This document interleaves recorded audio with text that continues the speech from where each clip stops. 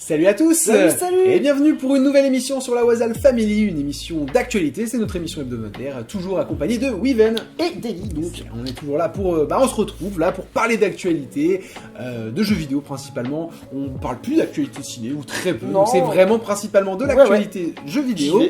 Si vous nous découvrez ou même pour rappel, dans la description on a un sommaire avec toutes les actualités qu'on va traiter au cours de cette émission, qui s'annonce plus courte que les autres je pense. Il y a pas de gros morceaux. C'est qu'on avait fait 1 heure 2-3 fois là. on enchaîne sur les heures.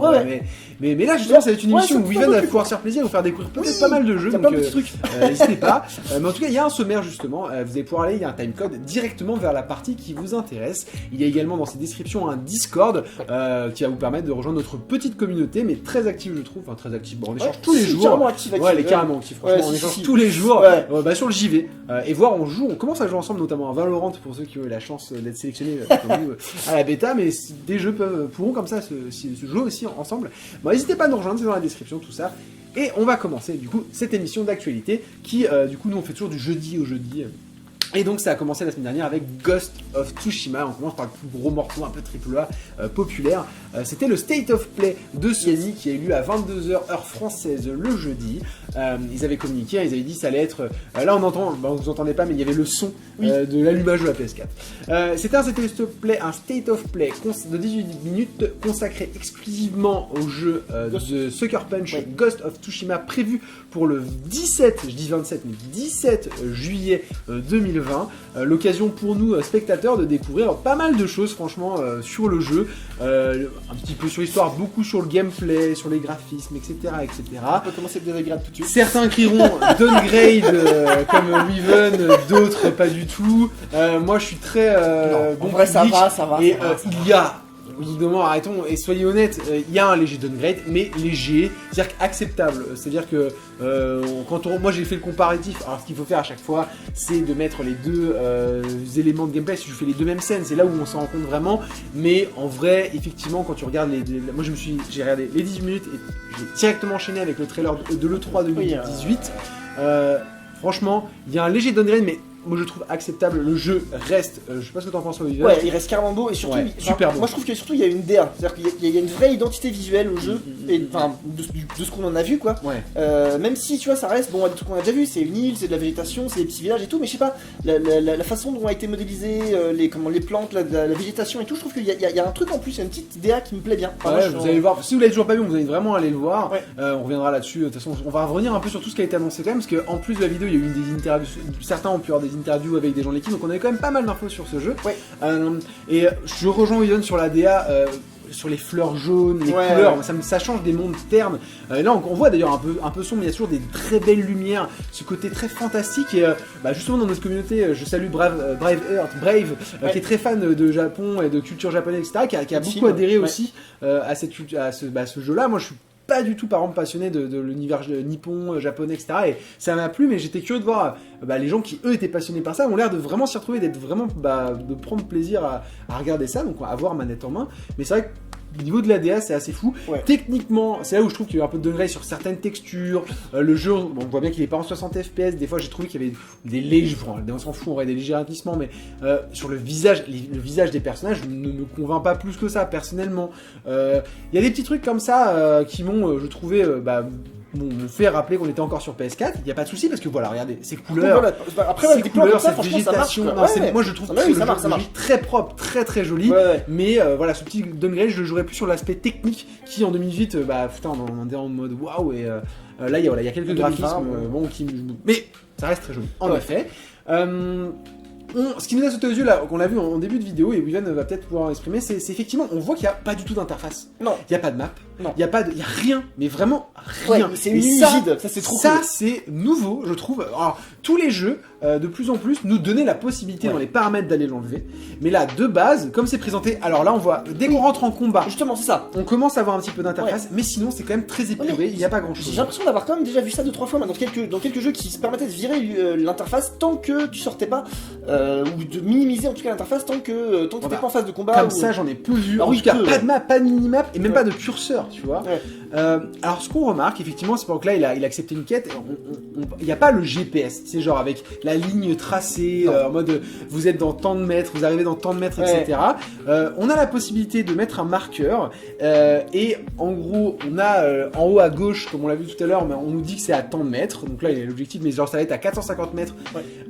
Voilà, on le sait, on ne sait pas précisément combien il est. Il y a la possibilité de faire quoi ? Il y a un système de vent, de se laisser guider par le vent, c'est-à-dire de demander grosso modo au vent de vous guider. Donc il y a plus ou moins un système de GPS, mais light, hein, puisque en gros ça va vous donner la direction en ligne droite par rapport à l'objectif. Et j'insiste bien sur le en ligne droite, parce que donc si par exemple on vous dit qu'il faut aller derrière une montagne et que vous êtes à un bout de la montagne, vous faites le coup de vent, ça va vous dire de passer tout droit, sauf que vous n'allez pas forcément pouvoir escalader la montagne, il faudra faire le tour.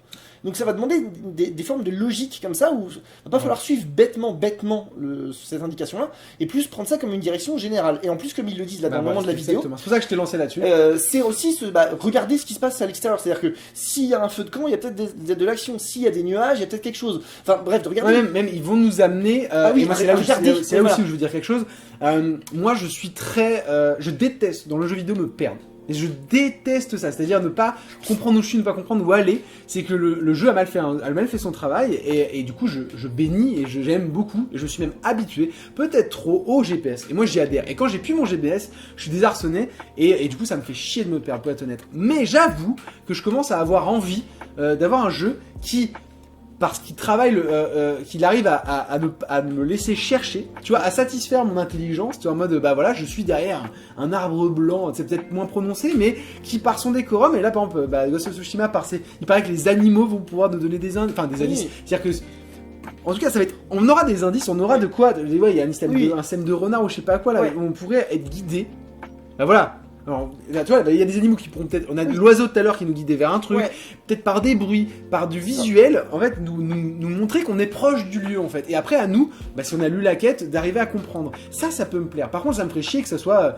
Mais du coup, c'est ça, dans la direction qu'ils prennent, ça peut me plaire, mais ça m'embêterait de me perdre parce que je sais pas où aller. Ça, c'est vrai que c'est quelque chose qui me casse les couilles. Mais par contre, si c'est travaillé et que du coup, ça t'oblige à regarder cette somptueuse DA, de regarder ton environnement et du coup de t'imprégner davantage, et pourquoi pas. Et ça, franchement, on a peu de jeux vidéo. Il y a Assassin's Creed Odyssey qui l'ont prévu en mode secondaire, il paraît que ça marchait vachement bien. Ça marche, mais il y a peu de jeux qui le font, et moi je suis preneur. Moi surtout, ce que je trouverais génial, c'est que ça soit plus ou moins modulable, c'est-à-dire que tu puisses dire je veux un petit peu d'aide, ou alors j'en veux pas du tout, tu vois. Même les animaux, ça peut être cool, mais il faudrait pas que ça soit trop pété non plus. Enfin, faudrait pas que ça soit genre, dès que t'as trouvé un radar, ça a trouvé le secret de la zone. Enfin, ça me gênerait un peu, comme pour le vent en fait. Voilà, juste au milieu. Mais voilà. Après, bon, c'est cool, hein, tu vois, là, on voyait, il y avait. Et quand on parlait de DA, regardez, voilà, là, il y a des petits extraits, mais quand on parlait de DA, on parlait de ça en fait, des éclairages, moi j'adore les couleurs, couleurs. Et justement, c'est très rigolo parce que, je sais pas si je peux embrayer directement là-dessus. Mais tu parles de couleurs, moi il y a un autre truc qui a été présenté, d'ailleurs je vais me permettre d'avancer un petit peu pour retrouver sur la vidéo, c'est justement un mode spécial qui enlève les couleurs, c'est tout à la fin. Et que je trouve personnellement magnifique. Voilà. C'est en fait le mode qui est un hommage très clair au vieux film de samouraï japonais, vieux film japonais en fait, voilà, avec une patte un peu particulière, avec noir et blanc. Ah oui, un peu. Oui, alors déjà il y a une texture sur l'image qui fait que ça fait une texture un peu ancien, un peu la péloche qui une péloche ancienne. Craque un peu. Ouais. Et puis moi je pense, alors j'en suis pas sûr à 100%, mais je pense qu'ils ont touché à la colorimétrie pour faire quelque chose avec des noirs et des blancs un peu plus marqués, un petit peu à Sin City, un tout petit peu à Sin City. Parce que tu sais, Sin City, c'est vraiment je sais ce que tu veux dire. Voilà, pas aussi marqué parce que ça se verrait beaucoup plus, mais je trouve que voilà, ils ont touché un petit peu à la colorimétrie, et donc moi je suis très très curieux de voir ce mode de graphisme là, parce que ça pourrait me plaire potentiellement beaucoup. Et on peut y accéder direct. Oui, c'est pas un truc que tu débloques à la fin, tu peux commencer le jeu comme ça. C'est ajouté au mode photo qui est disponible. Enfin voilà, c'est enchaîne avec le. Bon, bref, en mode photo. En mode photo. Enfin, moi, ça m'a jamais intéressé, mais on peut revenir un peu où on était au début. Parce qu'on va enchaîner. Donc, on peut revenir sur le jeu. Donc, maintenant, avec même ce qu'on a eu hors de la vidéo, etc., on a l'idée d'avoir un jeu en open world, scénarisé, avec des quêtes, etc. La possibilité de personnaliser son personnage avec des tenues, de l'équipement, etc. Donc beaucoup de combats, on va pouvoir soit la jouer en mode assassin, soit en mode à l'attaque. Alors moi toute la phase assassinat, on va pas, vas-y si tu veux, là c'est combat. Là je suis sur l'assassinat parce que j'ai trouvé que ça ressemblait beaucoup pour le coup à Assassin's Creed. Vas-y, encore un petit peu. Mais je trouve que ça ressemblait. Enfin, voilà, ça m'a fait vraiment. Mais c'est pas grave. Mais j'ai trouvé qu'il s'inspirait vachement d'Assassin's Creed, et pour le coup, on a pu voir que l'IA était horrible. Alors fraise. après, à voir parce qu'ils ont communiqué sur la difficulté des combats. Il paraît que ça allait être vraiment dur. Enfin, ça allait pas être justement, on allait pas être super fort à faire plein de trucs, ça allait être plutôt dur. Mais là, l'IA, personnellement, on va aller voir la vidéo complètement, mais moi je trouve qu'elle a l'air aux fraises. Donc à voir dans le jeu. Alors moi j'ai trouvé les exécutions très stylées, voilà, mais ça a l'air d'être vraiment à chier. Franchement, les ennemis, genre, on est devant eux et moi par contre, je sais que ça m'a, et c'est pas une bonne critique, mais pour le coup, moi j'aime bien me sentir un peu puissant. Limite passer à côté des ennemis, tu vas me faire voir, moi ça me procure du plaisir en tant que jeu, mais ça c'est vraiment le côté newbie, casual, limite au niveau de la difficulté qui me fait plaisir, ce côté super puissant, mais je préfère davantage un jeu où on doit quand même bien gérer notre infiltration, la récompense est quand même plus savoureuse, mais c'est vrai que ça me dérange pas plus que ça quand l'IA est vraiment aux fraises. Enfin juste au milieu, pareil, ce qui est vraiment perturbant c'est quand il y a des jeux, j'ai pu jouer un peu à Mafia 3 par exemple, enfin t'es devant l'ennemi, tu vois, en frontal, le gars il est en mode, en plus on le voit, on va voir très vite. Il est devant, il atterrit. Attends, je me permets, je sais pas si tu peux, voilà, comme ça, tac. Pardon, tac. Regardez ça. Regarde, là, il est devant l'ennemi. Oui. Tu vois, il met deux. Là, maintenant, il repère. Il y a un petit peu de temps quand même, tu vois, je suis sûr que. Enfin, bref. Mais beaucoup de techniques d'assassinat. Alors là, on a vu un truc un peu à l'Assassin's Creed. Il a pas one shot direct. Non. Là où il veut. Mais parce que c'est un ennemi lourd. Donc, mais bon, bref. Bah ouais, mais tu vois. Voilà. Mais après, à voir. Mais du coup, toute plein de phases d'assassinat, des phases de combat. Donc là, on peut peut-être revenir un peu en arrière. Des phases de combat. Je sais pas que tu veux peut-être présenter. Moi, les phases de combat me votent carrément plus. Moi aussi, beaucoup. Et surtout, en fait, le truc, c'est, je vais reprendre depuis le début. C'est là, exactement. Enfin, je reprends un tout petit peu avant. Moi, ce qui m'a fait rêver, c'est justement ce genre de truc où tu te présentes et ces phases où tu vas pouvoir one shot, one kill juste au rythme en fait. C'est-à-dire qu'il faut maintenir triangle et il va falloir lâcher triangle voilà, au bon moment pour venir kill. C'est beau, enfin je trouve ça très très très propre. Ouais, et puis tu vois, genre ce truc de. Cette mécanique de combat en fait, qui reste du combat corps à corps, mais. Je sais pas, différent, c'est pas carré triangle avec des esquives sur R1 et tout. Enfin là en tout cas sur ces trois kills là, moi ça me fait carrément rêver. J'ai pas lu, en fait je suis curieux, si vous pouvez, si on n'a pas l'info, nous la donner en commentaire, je reviens 10 secondes en arrière. C'est quoi ces petits ronds? Est-ce que t'as vu toi, pourquoi là ça clignote etc. Je suis curieux de voir, si vous avez la réponse, n'hésitez pas à nous le dire sur Discord ou en commentaire, mais sincèrement je l'ai pas trouvé. Oui, je pourrais la rechercher, tu me diras mais j'ai oublié. Mais on a des ronds en bas à gauche en plus de nos vies qui se remplissent et je sais pas à quoi ça sert. De la stamina ou de l'armor, je sais pas trop bien en fait, mais ouais, j'ai pas eu le détail non plus. Donc on a eu en tout cas pas mal de choses sur Ghost, mais en tout cas ça a pas l'air d'être un jeu qui va révolutionner le truc, mais on a très peu de jeux dans l'univers Nippon. Oui, ça pour ça c'est sa force. Et on a les deux jeux qu'on a vraiment principal en tout cas dans ce c'est Nioh et Sekiro et c'est des jeux très durs quand même qui sont pas accessibles à tous. Et on a un jeu qui veut pas non plus aller dans la facilité mais qui se veut quand même un peu plus accessible et puis mais quand même et puis différent et c'est là-dessus ça va être sa force quoi. C'est l'univers, l'ambiance, c'est ça qui va faire acheter je pense qu'ils vont faire que le jeu peut marcher parce qu'il se dénote, il est vraiment différent par rapport à ça. Et après il prend comme il prend dans plein d'autres jeux, on sent bien qu'il fait un peu à sa sauce, mais imbriqué dans un univers qui, pour le coup, je trouve, va être assez original, quoi. Carrément.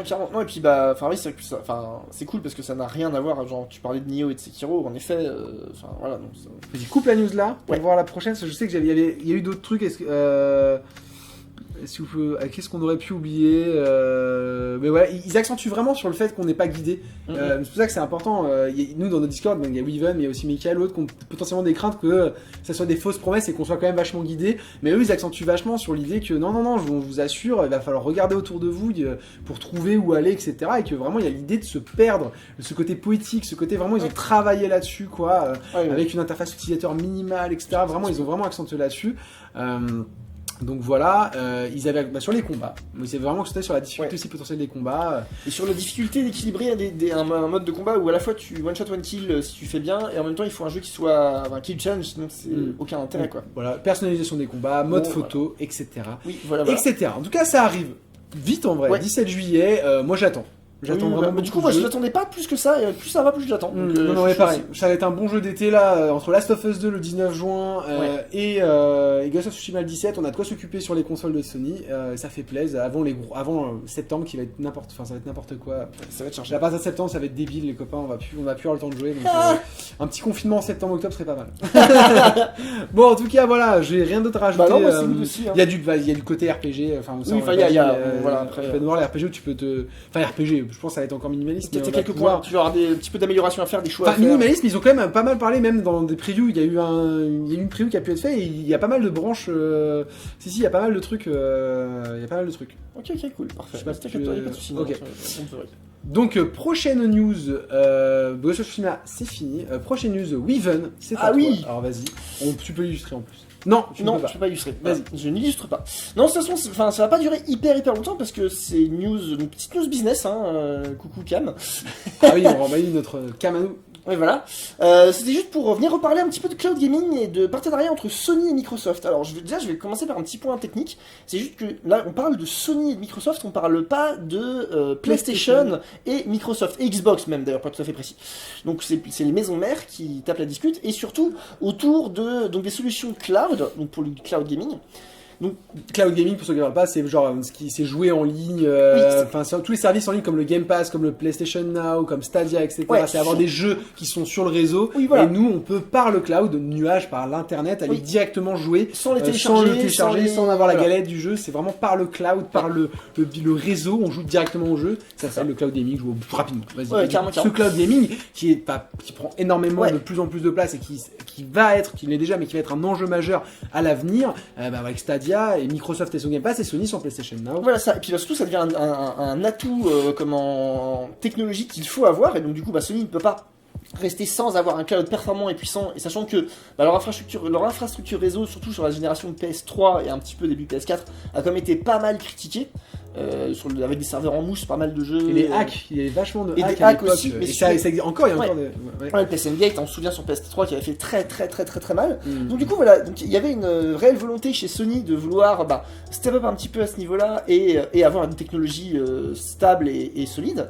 Et du coup, ils se sont tournés vers les adversaires de tout temps, Microsoft, qui ont donc du coup le cloud Azure, qui est donc une techno AE qui bourre bien, qui marche bien, voilà.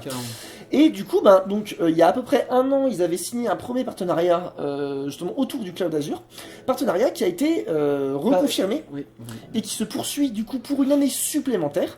Et donc on l'apprend de par Toru Katsumoto, le vice-président exécutif de Sony, qui du coup tarit pas d'éloges sur Microsoft et qui explique que la technologie est intéressante et que ils doivent continuer à utiliser ces serveurs-là, ils doivent continuer à utiliser ces trucs-là et qui sont en discussion avec Microsoft, autant sur la technique que sur le fait de perdurer cet accord-là, en fait. Ouais, et c'est intéressant parce que mine de rien, c'est un partenariat que technique, mais peut-être qu'un jour. Moi, j'ai plusieurs fois dit, on a Nintendo qui s'est rapproché de Microsoft, et là, clairement, ça va plus loin que la technique parce que là, on parle de console Nintendo et Xbox, où les jeux Xbox pourraient potentiellement, genre Ori. Le Pass, en fait. Ouais, par le Game Pass, tu peux pas avec ta Switch avoir le Game Pass quand même. Ah, justement, en fait. Mais on y vient, genre Ori, Cuphead, tu les as sur ta Switch en fait. Et à la base, c'est des exclus.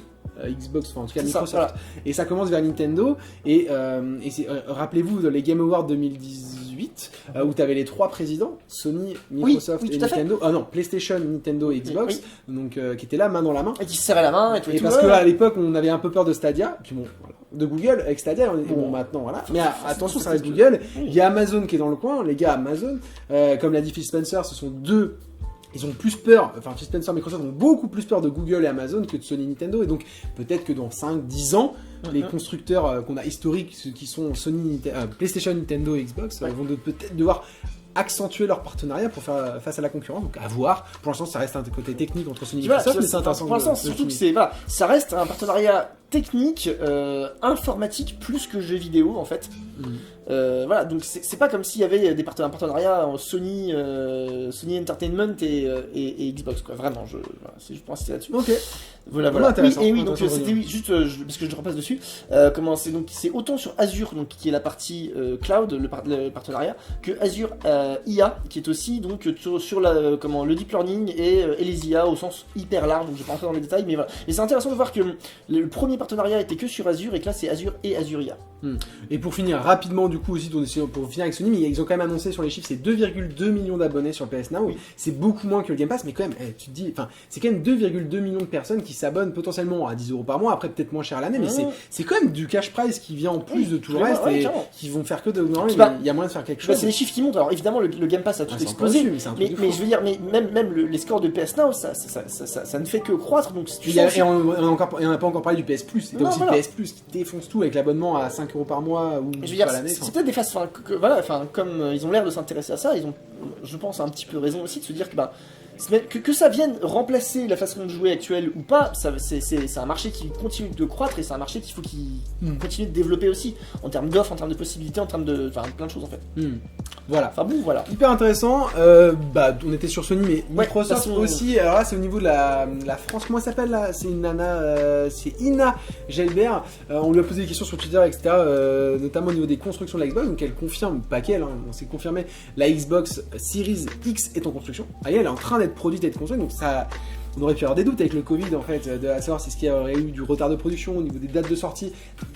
Toutes les semaines limite, il affirme non, ça sortira fin d'année, on est toujours dessus. Et donc là, la nouveauté, c'est vraiment, là c'est bon, c'est en production, on est en train de construire les consoles et elle est en mode la France serait, après c'est la présidente d'Xbox France, mais serait, d'après elle, prioritaire, l'un des pays au niveau prioritaire. Voilà. Après, voilà, moi j'aime bien comment elle finit son message. Maintenant, est-ce qu'on en aura assez 3 petits points? Ah bah de toute façon, genre, non mais ça, oui. Ça, après, c'est moi je m'inquiète pas trop sur je reprends les paroles de Phil Spencer qui lui-même s'inquiète pas trop sur le nombre de consoles, mais c'est plus au niveau des jeux qu'il a peur. C'est en mode la sortie des jeux. Donc ça c'est vrai que ça m'inquiète plus que les consoles. Voilà. Donc à voir quoi, parce que mine de rien, on parlait de, je sais plus quelle news où j'avais lu ça, mais genre même si Sony commençait en juin, là, il pourrait potentiellement avoir 5-6 millions de consoles. Il n'y a pas tout le monde qui achète les consoles Day One, et puis vu au prix que ce sera, et vu que ce sera il y aura quand même la crise économique. On verra. Est-ce que les gens vont se jeter Day One sur 6 millions de consoles dans le monde? Je suis vraiment pas sûr, donc à voir quoi. À voir en fonction de. Elle est quand même très attendue, il y a quand même plein il y a beaucoup plus de joueurs maintenant qu'il y a 7 ans. Et puis quand tu regardes le délire qui a été la Switch en termes de sortie de console et de rupture de stock alors qu'on n'était pas en phase de Covid et tout, ça peut vite le bordel dans tous les cas en fait. On verra. Carrément. Mais en tout cas, voilà, elle est en production, elle est en construction, et la France serait un pays prioritaire, les amis. Donc attention. On passe chez CD Projekt Red. CD Projekt Red. CD Projekt Red, vas-y. La news m'a fait halluciner. Oui, non mais c'est trop cool. Donc oui, CD Projekt dépasse Ubisoft et devient la plus grande société d'Europe. Ouais. J'ai vérifié le son, j'ai cru entendre le son, je me suis dit, c'est bon. Ouais. Donc voilà, donc en fait, alors bon... Moi au début j'ai tiqué, je pensais qu'il disait, quand il m'a lu la news comme ça, que de tous les temps, genre CD Projekt Red serait au-dessus d'Ubisoft Europe. Alors Ubisoft, putain, c'est Assassin's Creed, c'est Far Cry, c'est Rayman, c'est des trucs de fou. Genre, avec seulement la saga Witcher, ils sont au-dessus. Bah en fait, oui et non. C'est-à-dire que cette année, cette année 2019. Sur cette année, voilà, donc CD Projekt explose gentiment Ubisoft, donc avec une estimation en bourse à 8,01 milliards d'euros et 30 millions d'euros de bénéfices en 2019. Ouais, c'est toujours sur cet unique jeu qui est Witcher 3, quoi. Oui, voilà. Carton, en plus, le truc, c'est que Witcher 3 est un très bon jeu qui est ressorti en plus, donc qui est sorti en 2019, même si, bon, ça a fait pas mal parler de lui, il est sorti sur Switch. Ouais, mais c'est pas. Oui, ça a fait des ventes, mais c'est pas ça. Et en plus de ça, parce qu'en fait, mais pour moi, c'est un jeu. Enfin, voilà, en plus de ça, il y a eu la série Witcher qui est sortie. Mais du coup, pour moi, en fait, Witcher 3 n'a fait que des rebonds. C'est-à-dire que il y a eu le jeu de base, après il y a eu la première extension, ensuite la deuxième extension, ensuite la Definitive Edition, ensuite la version Switch, ensuite la série. Enfin, bref, depuis 3-4 ans là, c'est Witcher 3, il y a une update ou un truc nouveau tous les 6 mois, quoi. Alors oui, ok, bon voilà, les versions Switch, bon, elle a eu du mal, elle a été patchée depuis, c'est vachement plus propre aujourd'hui que des T'as quand même le côté portable, quoi. Puis t'as le côté portable et puis t'as le côté crossplay, c'est-à-dire que tu joues sur ta télé ou sur ton PC de ton tranquillou d'un côté. Tu pars avec ta Switch, t'as le cross-save, tu fais 1 heure de métro, tu reviens le soir, tu recommences sur ton PC, enfin tu continues sur ton PC, tu vois. Bon, il y a ça aussi, quoi. Ouais, carrément. Donc non, franchement, voilà, donc plutôt bonne nouvelle. Par un côté, moi je trouve que c'est complètement mérité sur des projets de taper un gros score. Après, premier, deuxième, moi je m'en fous un peu, mais le principal c'est qu'il s'assure d'être pérenne avec ça, et en même temps, vu la qualité du jeu, moi j'ai trop rien à redire. Enfin, voilà. Moi c'est vrai que c'est un jeu que j'ai relancé 3-4 fois, je lui mets toujours 10, 15, 20 heures et j'arrive pas à le finir. Parce qu'en fait, le jour J, quand je l'ai acheté, c'est juste que je n'avais pas le temps de mettre 100 heures de jeu, il y avait trop de jeux et tout, donc j'ai juste mis 30 heures et c'était vraiment très cool, mais j'avais pas réussi à le relancer. J'ai recommencé le jeu 2 ans après, mais pareil. Et puis là, j'ai voulu relancer pendant le confinement. Non, un peu avant le confinement, mais c'est juste que je trouve qu'il a vieilli en fait. Et c'est horrible parce qu'il y a plein de jeux, je trouve, qui vieillissent trop bien et que j'arrive à refaire sans problème. Et Witcher 3, sur son système de combat, sur certains trucs, j'ai un peu du mal à prendre du plaisir à y jouer, alors que mes parents me mettent toujours à découvrir cet univers, mais c'est incroyable. Non, mais ce jeu est incroyable, c'est un putain de chef-d'œuvre. Mais c'est juste là, vraiment à titre personnel, j'ai du mal à, je sais pas pourquoi, à accrocher à plus que ça à ce jeu, alors qui je le reconnais, mais fou. Et du coup, moi, c'était très drôle parce que quand je regarde des trailers du jeu en version de base ou en version console, c'est vrai que je peux comprendre que le petit côté il a un peu vieilli. Mais pas graphisme, je trouve toujours aussi beau même dans sa DA, c'est vraiment le gameplay. Et pourtant le gameplay je trouve très beau, je trouve hyper fluide sur ces zigzags. Tu sais genre tu pars avec ton épée et t'arrives, tu découpes un bras d'un coup, une tête d'une fluidité. Mais je sais pas, en fait, je trouve que c'est très vite la même chose. Il y a quand même une lourdeur. Oui, une lourdeur. Ouais, carrément. Et puis ça, oui. Puis bah, il y a eu Red Dead qui est passé par là, il y a eu d'autres trucs, donc j'ai du mal à le finir. Mais c'est un putain de chef-d'œuvre. Non, c'est un truc de fou. Oui, c'est clair. Toujours dans l'univers de Witcher. Pour continuer sur The Witcher, enfin l'univers de The Witcher, petite news rapide, comment The Gwent est sorti sur PC, donc sur Steam. Gwent, The Witcher Card Game, je veux dire. Pour rappel, c'est un jeu qui va lorgner du côté des Hearthstone, des Magic Arena, des trucs comme ça. C'est un jeu de cartes qui est intégré à la base vraiment dans l'univers et dans les jeux The Witcher. Et donc là, qui sort en standalone, il y a vraiment que la partie jeu de cartes dans un jeu à part entière. Bon voilà, après c'est un énième jeu de cartes à collectionner. C'est pas un free-to-play lui. C'est un free-to-play. Je me suis dit franchement Legend of Runeterra, Hearthstone et Arena, ils sont tous free-to-play, il a intérêt à l'être sinon il est baisé. Et justement, donc la news je complète ma news là-dessus sur le fait de dire que si jamais certains ont acheté Thronebreaker qui était le jeu de cartes, qui prenait les jeux de cartes Gwent mais qui en faisait une aventure, c'est-à-dire que du coup c'était un petit peu comme les anciens jeux Magic comme en Planeswalker et trucs comme ça à l'époque. D'accord. Voilà. Et ben en fait en gros ce que vous avez débloqué dans Thronebreaker va vous servir à débloquer des cartes et des extensions dans Gwent. C'est-à-dire qu'ils font un lien entre les deux. Parce que par contre, Thronebreaker est un jeu payant. Donc si vous avez payé Thronebreaker, vous avez des compensations dans Gwent. Voilà. Donc voilà, donc si vous avez fait moi j'arrête de lancer les jeux de cartes, j'ai peur de devenir addict. C'est vraiment des jeux trucs quand je touche à ça moi, si ça prend mais c'est une horreur, c'est trop dur de se je comprends. Après voilà, moi c'est vrai que de ceux que j'avais testé, j'avais Draken qui l'avait testé, Draken de la communauté. Ouais carrément, enfin bref, il y avait des bonnes idées, il y avait des bons trucs, moi ça m'avait bien botté. Donc peut-être que je vais lui donner un try quand même, comme j'avais donné un petit try vite fait à Magic ou à d'autres jeux comme ça, ou à Shadowverse. Bon voilà, après moi je suis pas un grand fan de jeux de cartes, je trouve ça vite redondant et j'ai envie de jouer avec des vraies cartes et des vrais potes et pas en ligne, mais voilà, mais bon, pourquoi pas. Voilà. Autre jeu, rien à voir avec Witcher pour le coup, vas-y, tu vas voir la différence est notable. Autre univers, mais cette fois-ci on part sur Mortal Kombat 11 qui a annoncé son extension, parce que là pour le coup son gros DLC qui a en plusieurs temps, mais différence que souvent ils font des packs de personnages, tu peux... Ah oui, vas-y. Attention, là, alors juste avant d'annoncer Aftermath, là ce que vous voyez, c'est le trailer de Friendship. Oui. C'est encore un autre truc, c'est ça qui est fou, ils ont annoncé donc Mortal Kombat 11 Aftermatch, je vous explique après, c'est une extension solo, genre il y a des nouveaux... donc des nouveaux personnages, dont Robocop par exemple. Mais ils ont aussi rajouté ce truc à la con. Ils ont rajouté en fait un finishing différent où, bah regardez, c'est tout con. C'est les friendships. C'est les friendships, voilà, c'est des nouvelles exécutions et c'est toujours aussi fou. Ça vient rajouter, il y avait les... parce qu'il y a, quand je me souviens, sur les anciens Mortal Kombat, donc t'avais les Fatality, t'avais les Brutality. Ouais, t'en avais tellement, t'as les Babylities. Oui, voilà, t'avais les Babylities, comme ça. Là, c'est encore un nouveau truc. Donc là, c'est les friendships. Voilà, c'est tout. Friendship, mais du coup, vraiment, Aftermatch, c'est des nouveaux héros, des nouveaux champions, avec une nouvelle histoire. Ouais, surtout, voilà, une nouvelle histoire, et du coup, une histoire qui prend juste après la fin de Mortal Kombat 11. C'est-à-dire, en gros, vous avez réussi, vous avez cassé tous les trucs des méchants, et qu'est-ce qui se passe après ? En gros, c'est ça l'histoire. Donc, de toute façon, ça sort très prochainement, on en parle tout à l'heure, de nouveau, pendant le point sorti, parce qu'il y a pas mal de trucs que William va vous présenter pendant ce point sorti. Alors, une news assez importante, mine de rien, cette semaine, parce que la saga très populaire... Non, vas-y, pardon, excuse-moi. Ah oui, non, vas-y, vite fait, je suis parti dans mon truc, tu reviendras dessus après. Une saga très populaire, mine de rien, Mafia, avec le bon Mafia 1, le très bon Mafia 2 et le très mauvais Mafia 3. Mais moi, j'ai voulu lui donner un try, mais j'avoue, je reconnais qu'effectivement, il a des défauts. C'est annoncé dans un premier temps par ce sublime Mafia 1 remake, qui a l'air super beau, notamment sur les images. Oui. On va pouvoir sur les images que... Voilà. Vas-y, non, t'inquiète, c'est pas si je fais ça. Il est incroyable. Mais vraiment, il fait défiler Weaven, mais du coup, donc Mafia 1 remake qui est prévu pour août, j'ai envie de dire 28, mais je dis sûrement de la merde. Il est prévu pour quand lui ça va te marquer par là, mais en tout cas. T'es sur la news. Oui, mais je sais que c'est pour août. Mais je sais plus la date, merde. Bon bref, comment dire... Mafia 1 remake avec ses sublimes images. Mafia 1 et Mafia 2 qui sont disponibles maintenant, qui ont été patchés dès maintenant, et Mafia 3 qui est disponible plus tard. Non. Mafia 1 remake est disponible en août. Mafia 2 remastered. Tu vois, regarde. ainsi qu'avec la bande. Bah là, tu utilises carrément la news. Là, il y a même plus de trucs. Non mais bon, voilà, ça va être plus simple. Mafia Definition, donc remake prévu pour août. Mafia 2 Remastered édition. Voilà, 28, je dis pas de la merde. 28, c'est ça, ouais. Définitive édition, Oui, le Mafia, jeu, mais ok, remastered, ok, qui pour le coup, il y a des tests. Vas-y, remets les images. Là, Oui, c'est bon.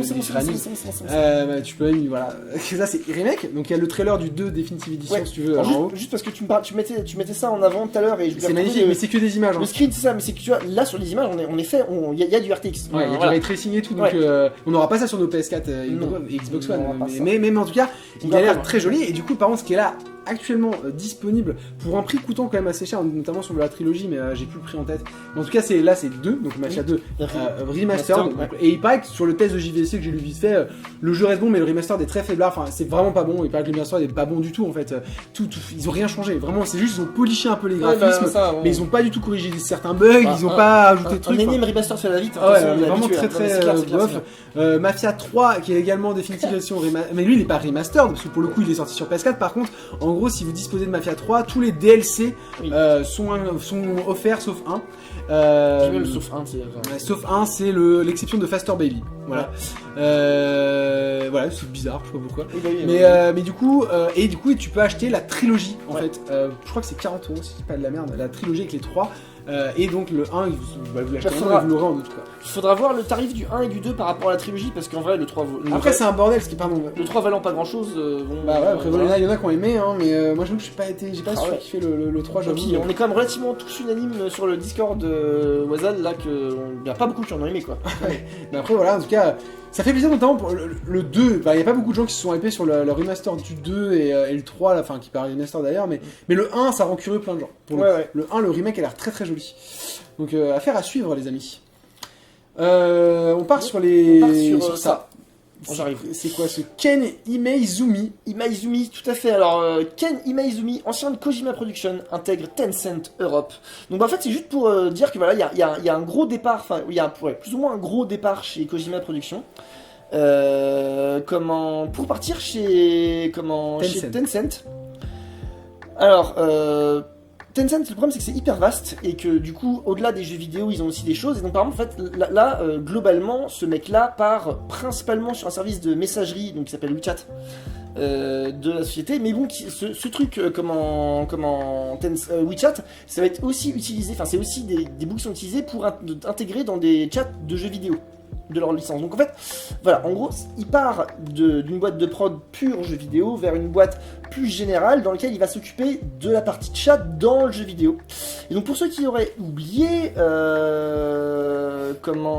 Tencent, c'est donc une giga structure qui est propriétaire de Riot et qui a bossé beaucoup avec Platinum Games, avec Activision, avec Epic Games et aussi avec PUBG. Donc en gros, c'est une espèce de giga structure qui vient financer, qui vient mettre des bouts de tech et des bouts d'expertise dans leur tech chez d'autres boîtes. Et donc bah ouais, c'est juste un petit peu dommage de voir que c'est quand même un gros nom, oui, parce que oui, j'ai pas dit, Ken Imaizumi c'était un producteur de chez Kojima. Donc producteur au même titre que Hideo Kojima à proprement parler, hein. Et Shinkawa aussi. Donc voilà, donc c'est quand même un gros nom qui se barre et sans plus d'explications dans le sens où ça reste un petit peu obscur et puis Kojima faisant de la com à la Kojima, on n'aura pas d'explication de papa Kojima directement sur pourquoi est-ce que ce mec là est barré. Voilà, bon, en tous les cas, il avait fini le dev de Death Stranding, il avait fini, voilà, il avait fait Metal Gear Solid. Les Metal Gear Solid, voilà. C'était un proche de Kojima qui a rejoint l'aventure Kojima Production et qui s'est cassé, en gros. Voilà, tout à fait. C'est sûrement pas une bonne nouvelle pour Kojima, mais c'est sûrement une bonne nouvelle pour Tencent. Mais donc voilà, on sait pas trop. Ouais, carrément. Donc voilà, petite news business encore. On va enchaîner sur autre chose. On va enchaîner sur une tes petites découvertes, la Greek.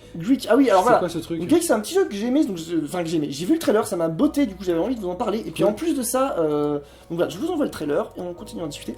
Donc c'est fait par Team 17. C'est Team 17 s'associe plutôt d'ailleurs à ça. Et donc Team 17, pour ceux qui auraient oublié, c'est Overcooked 2, c'est Moving Out, c'est aussi les Worms, c'est les Leisure Suit Larry. aussi pour les plus adultes d'entre nous. Et voilà, donc par contre, Greek Memory of Azure, ça a l'air d'être un jeu en 2D avec une patte dessin, où on va pouvoir incarner 3 personnages. Avec chacun leur type de gameplay, ça a l'air tout mignon.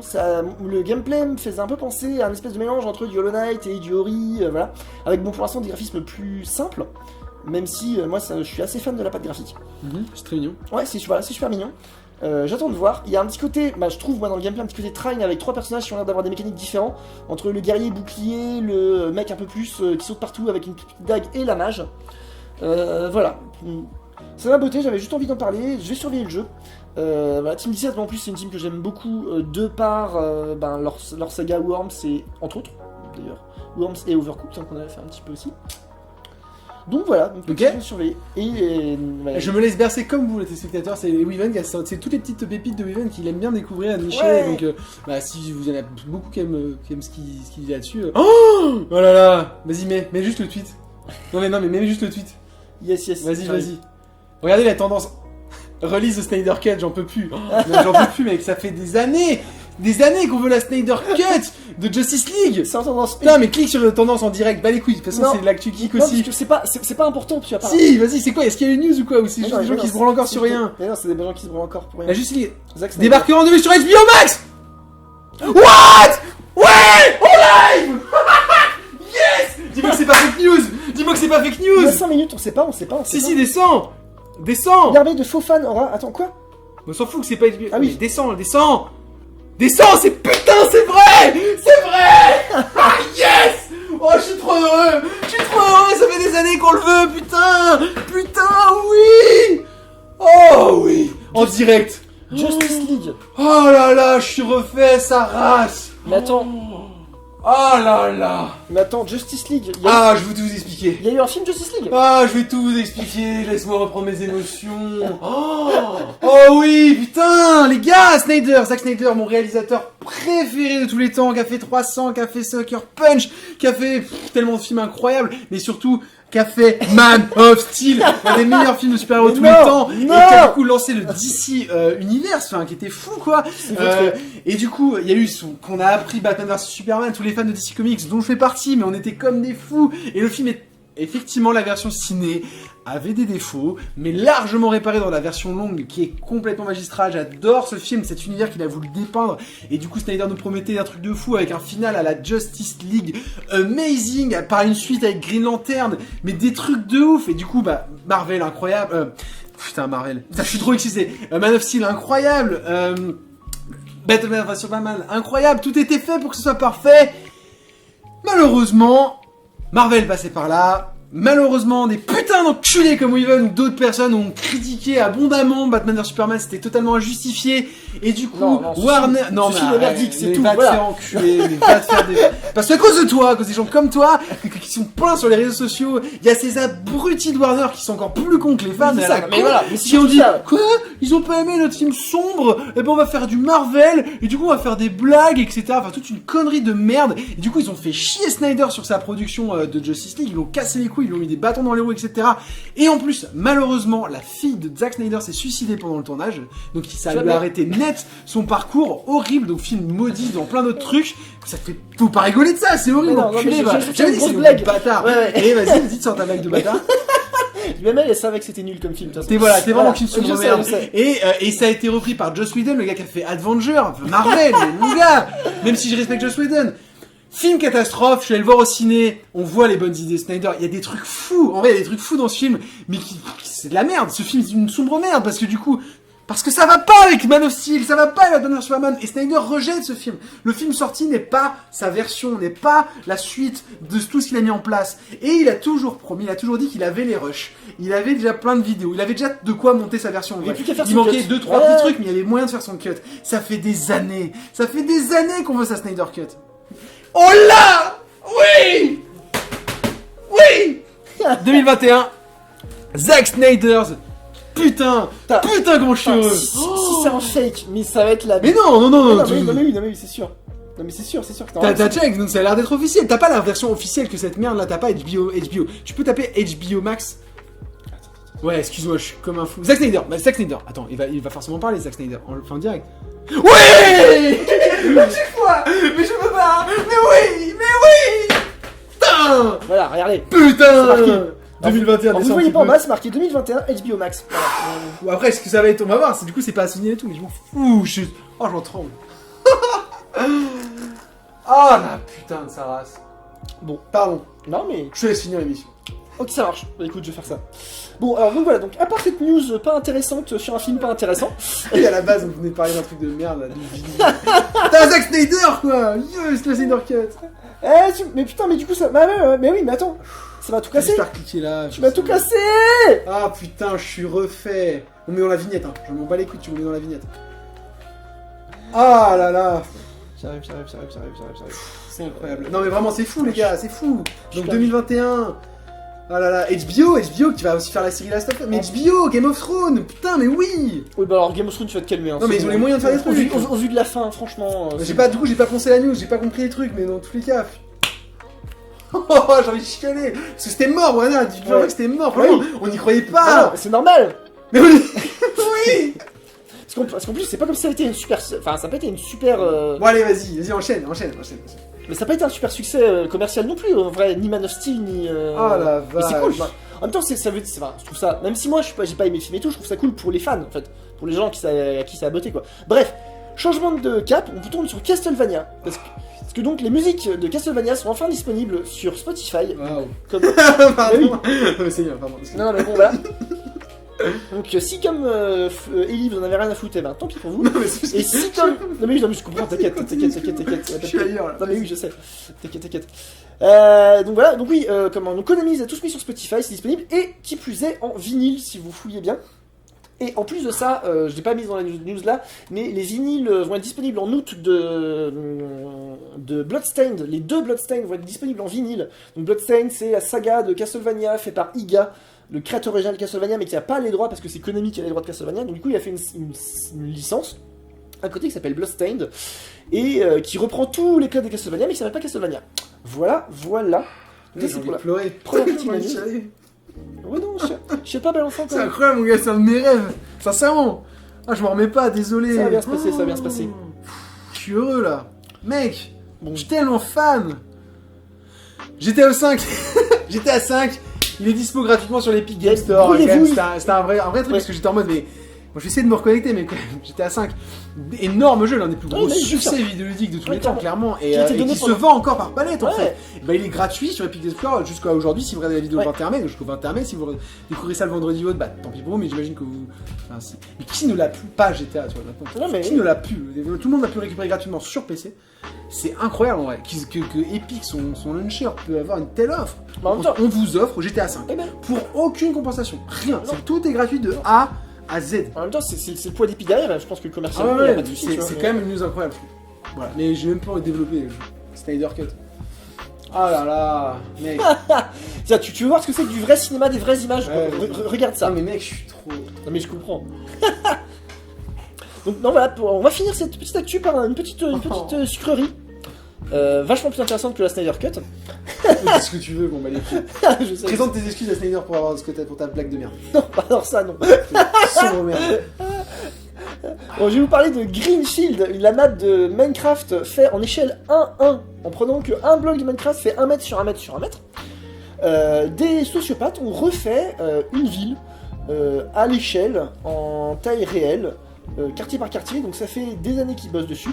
Là, la version de la map existe en 0.5.3, elle est trouvable aujourd'hui en 0.5.2 pour une version de Minecraft en 1.13 ou 1.14. J'ai fait tourner en 1.14. Bon, c'est la map qui fait 700 mégas, donc accrochez-vous, il y a un pack de textures qui va avec. En vrai, c'est joli. Par contre, prévoyez le PC qui va avec. Moi là sur mon PC, il m'a fallu 20 minutes pour changer la map et avec ça j'étais à peu près à 10-15 FPS. Donc ouais, c'est très dur quoi. Mais une fois que ça tourne, une fois que c'est chargé, c'est quand même plutôt magnifique, ça donne envie et la map est hyper grande. Et en plus, il y a un vrai travail derrière pour simplifier la tâche, c'est-à-dire qu'il y a des téléporteurs régulièrement, il y a de quoi passer d'un endroit à l'autre de la carte, il y a de quoi vraiment rentrer dans quasiment tous les bâtiments. Franchement, non, c'est assez dingue, c'est assez cool. Allez jeter un avis si vous aimez bien Minecraft, et voilà, si vous aimez bien les univers déjà tout faits et sur lesquels il n'y a plus qu'à se balader. Franchement, ça pète des culs. Ouvre-moi le tweet de Snyder Cut, s'il te plaît. Je vais faire un truc que tu vas détester. Putaclic 100 000, mon gars. Mais je veux le faire. Je veux le faire. Je vais retweeter en live. Non, je vais le tweeter. Non, je vais pas le tweeter. Je vais le selfiser en live pour notre putain d'histoire avec ça, là. Avec ça, parce qu'il y a des mecs qui aiment le ciné là-dedans. Ah non, merde, faut que je me mette en selfie. Je m'en fous. Regardez, je suis... Ah, putain. Ça sert à rien, ce qu'on voit pas, c'est à l'envers. Mais oui. Eh, les amis, n'hésitez pas à nous rejoindre, putain. Venez sur le Discord, parlez-en. Ça vaut toutes les news next-gen, tu vois. Pas les couilles de la PS5. Je pas les couilles de la Series X. Allez déverser tout votre shitstorm sur comment vous n'avez pas aimé Justice League et Man of Steel. Comme ça, on va couper parce que là, je me ridiculise. Merci beaucoup. Ah non, mais non, il y a le point sorti de Weaver. Bah oui. Mais si tu veux, on peut couper. Ah non, mais mec, c'est juste fixé. Mais tu sais quoi, fais ton kiff là. Tout ce que vous allez voir. Ça, après, je vais essayer de. Je fais en même temps, je suis un enculé. Fini. Le point sorti de Weaver, il a 6 jeux qui vont sortir là. Plein de trucs qu'il va vous faire découvrir. Ouais, et dans la semaine, parce qu'en plus, c'est ça le petit jeu, c'est que j'ai pris que des jeux qui sortent entre aujourd'hui et le 26. Donc on va commencer, même entre hier, parce que donc voilà, hier est sorti Crucible. Donc Crucible, c'est un jeu multijoueur, Ouh, il y a même des sous-titres en langue étrangère. Multijoueur TPS, qui a l'air assez sympa, en team play, dans un univers un peu genre SF technologique. Franchement, ça a l'air mignon 2 minutes, ça a l'air cool. Ça est disponible, il me semble bien, en free-to-play. Donc voilà, pourquoi pas, à tester. Il n'y a rien de révolutionnaire, mais il n'y a pas de graphisme botté bien. Voilà, ça fait partie des sorties, donc c'est sorti hier. On va continuer, je vais enchaîner un petit peu avec Man Eater, un jeu dans lequel vous incarnez un requin qui doit défoncer le reste de l'humanité entière, tout en évoluant, tout en voilà. Ça a l'air carrément rigolo, ça sort le 22, donc demain, le vendredi. Non, franchement, ça a l'air bien débilos. La patte graphique a l'air pas mal non plus. Il y a d'avoir de quoi évoluer, c'est-à-dire qu'à la fin, t'envoies des éclairs, t'envoies des... Enfin voilà, tu deviens un requin préhistorique muté au super pouvoir, mais bon. Alors voilà, c'est trash, hein, évidemment, donc virez les gosses quand vous jouez à ça. Mais franchement, moi, ça me donne envie. Voilà, on en a parlé tout à l'heure, mais Mortal Kombat Aftermath sort aussi donc le 26. Donc comme on disait tout à l'heure, c'est la suite des Mortal Kombat, enfin de Mortal Kombat 11, qui prend juste direct après, voilà. On a sauvé le monde, mais il y a une embrouille. Et donc du coup on fait alliance entre des gentils et des méchants, entre gros guillemets, enfin des personnages considérés gentils et des personnages considérés méchants. Voilà, pour essayer de refaire un équilibre dans le monde. Voilà, donc après, dans la série des Mortal Kombat, pour continuer, ah oui, un truc sympa, The Elder Scrolls. Donc la nouvelle extension des Elder Scrolls Online, ou ESO, Greymoor, va sortir. Donc bah voilà, après, c'est du MMO, mais bon, ça reste quand même assez qualitatif, les Elder Scrolls.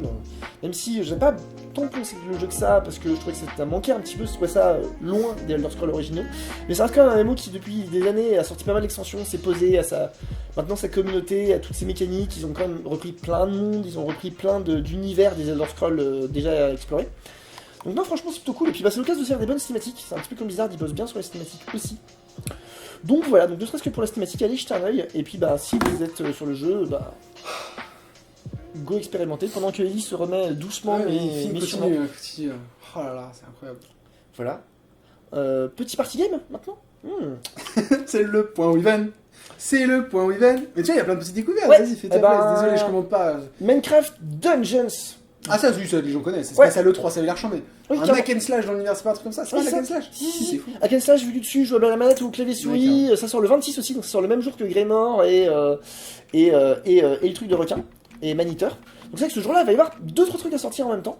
Non, franchement, voilà, bon, rien d'extraordinaire, mais ça s'annonce rigolo.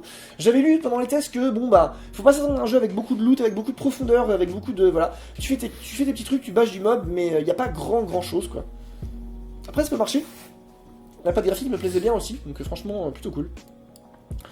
Age of Wonder Planetfall. Tu donnes les dates de sortie?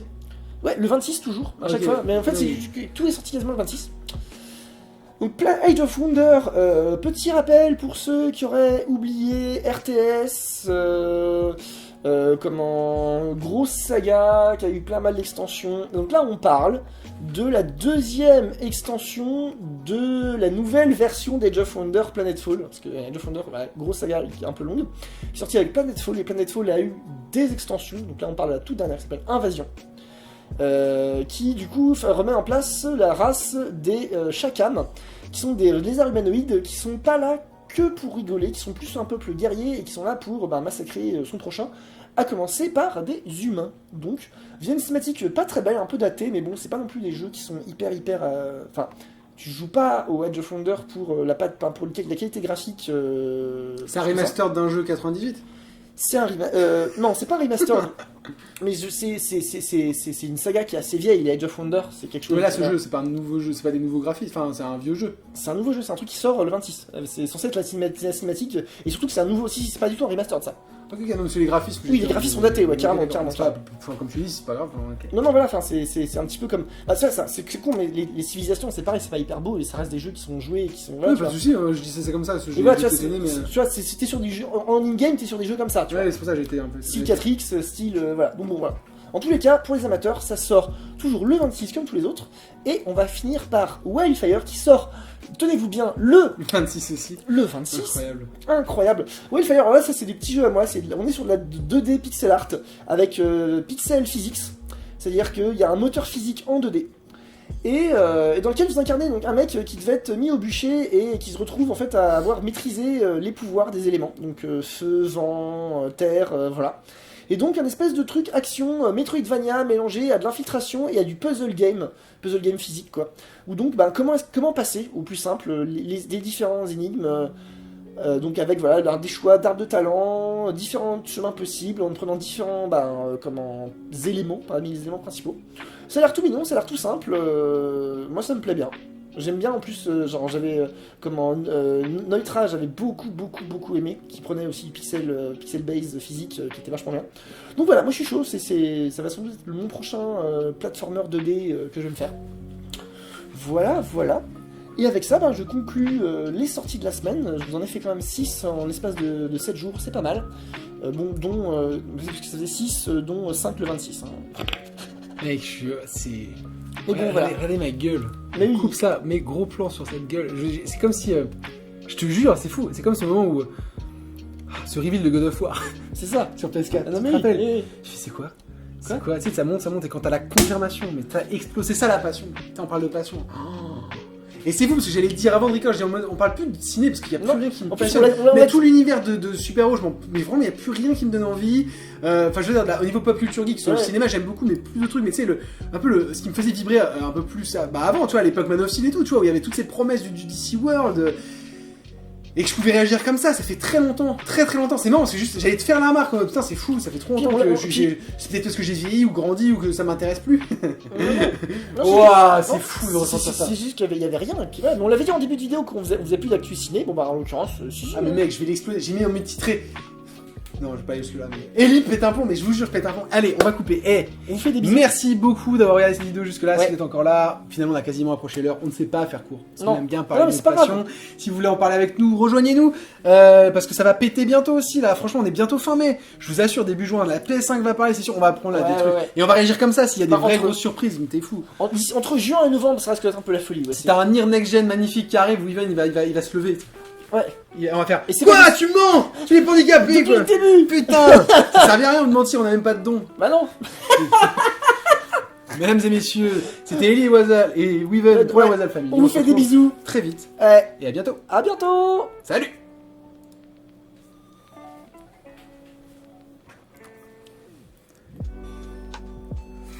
Et là, imagine, c'est faux.